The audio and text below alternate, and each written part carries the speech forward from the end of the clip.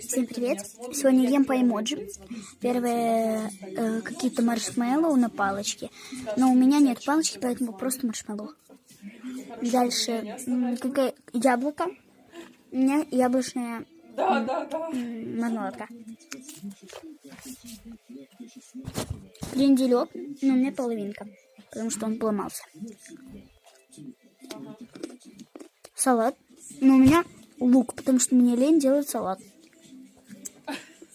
А потом в итоге он мне позвонил, говорит, ну ладно.